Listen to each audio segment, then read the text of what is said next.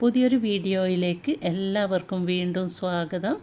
ഇന്ന് ഞാനൊരു കുഞ്ഞ് റെസിപ്പി ആയിട്ടാണ് വന്നിരിക്കുന്നത്. നമുക്ക് ചോറിന് കൂടെ കറി വെക്കാൻ വേണ്ടി മീനൊന്നും കിട്ടാത്ത സമയത്ത് വളരെ ഈസി ആയിട്ട് ഉണ്ടാക്കിയെടുക്കാൻ പറ്റിയിട്ടുള്ളൊരു കറിയുടെ റെസിപ്പിയാണ്. ഈ ഒരു കറി ഉണ്ടെങ്കിൽ നമുക്ക് വേറെ ഒന്നും ആവശ്യമില്ല, ഇത് മാത്രം മതി നമുക്ക് ഇഷ്ടത്തിന് ചോറ് കഴിക്കാൻ വേണ്ടിയിട്ട്. നല്ല രുചികരമായിട്ടുള്ള ഈ ഒരു റെസിപ്പി എങ്ങനെയാണ് ഉണ്ടാക്കിയെടുക്കുന്നത് നോക്കാം.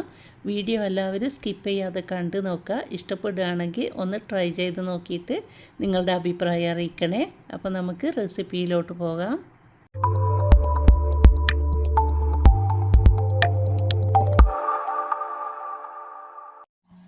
വഴുതനങ്ങ വെച്ചിട്ടാണ് നമ്മളിത് ഉണ്ടാക്കിയെടുക്കുന്നത്. വഴുതനങ്ങയാന്ന് വെച്ചിട്ട് ടേസ്റ്റ് ഇല്ല എന്നൊന്നും വിചാരിക്കണ്ട, നല്ല അടിപൊളി ടേസ്റ്റാണ് കേട്ടോ.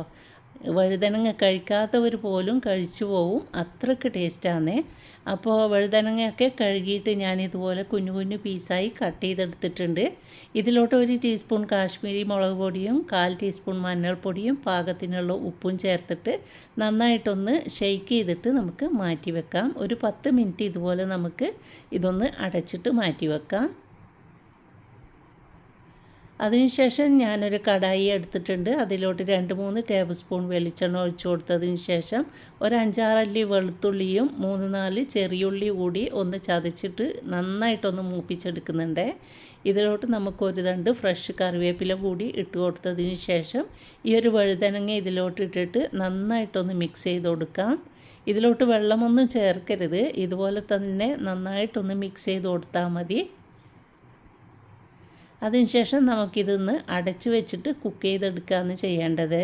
മീഡിയം ഫ്ലെയിമിലിട്ടിട്ട് കുക്ക് ചെയ്തെടുത്താൽ മതി, കരിഞ്ഞു പോകുമൊന്നും ചെയ്യില്ല കേട്ടോ. ഇതുപോലെ തന്നെ അടച്ച് വെച്ചിട്ടൊന്ന് കുക്ക് ചെയ്തെടുത്താൽ മതി. ഇടയ്ക്കിടെ ഒന്ന് മിക്സ് ചെയ്ത് കൊടുത്താൽ മതിയേ. ഇനി നമുക്ക് കുറച്ചുകൂടി ഒന്ന് സ്പൈസി ആയിട്ട് കിട്ടാൻ വേണ്ടിയിട്ട് ഇതിലോട്ട് കുറച്ച് ചില്ലി ഫ്ലേക്സും അതുപോലെ തന്നെ കുറച്ച് ഗരം മസാല പൗഡർ കൂടി ഞാൻ ഇട്ട് കൊടുത്തിട്ടുണ്ട്. വീണ്ടും നന്നായിട്ട് ഒന്നുകൂടി ഒന്ന് മിക്സ് ചെയ്ത് കൊടുക്കുന്നുണ്ട്. ഇനി നമുക്ക് കുറച്ച് സമയം കൂടി ഇതൊന്ന് അടച്ചു വെക്കാം. കണ്ടല്ലോ, ഇതിൻ്റെ കളറൊക്കെ ഒന്ന് ചേഞ്ചായിട്ട് നന്നായിട്ട് ഇതൊന്ന് റോസ്റ്റായിട്ട് കിട്ടിയിട്ടുണ്ട്. അപ്പോൾ ഇത്രയും മതി. വളരെ ഈസി ആയിട്ട് നമുക്ക് ഉണ്ടാക്കാൻ പറ്റിയിട്ടുള്ളൊരു റെസിപ്പിയാണ്, എന്നാൽ നല്ല ടേസ്റ്റാണ് കേട്ടോ. ഇനി ചൂടോടുകൂടി തന്നെ നമുക്ക് ചോറിന് കൂടെ ഇട്ടിട്ട് കഴിച്ച് നോക്കാം. ഇതിന് കൂടെ നമുക്ക് വേറെ ഒരു കറി ആവശ്യമില്ല. ഞാൻ കുറച്ച് കണ്ണിമാങ്ങ അച്ചാറും ഒരു പപ്പടവുമാണ് എടുത്തത്. കണ്ണിമാങ്ങ അച്ചാറിൻ്റെ റെസിപ്പി ഇതിനു മുമ്പ് അപ്ലോഡ് ചെയ്തിട്ടുണ്ട്. ആവശ്യമുള്ളവർക്ക് ലിങ്ക് ഞാൻ ഡിസ്ക്രിപ്ഷൻ ബോക്സിൽ കൊടുക്കാം, ഒന്ന് പോയി കണ്ട് നോക്കുക.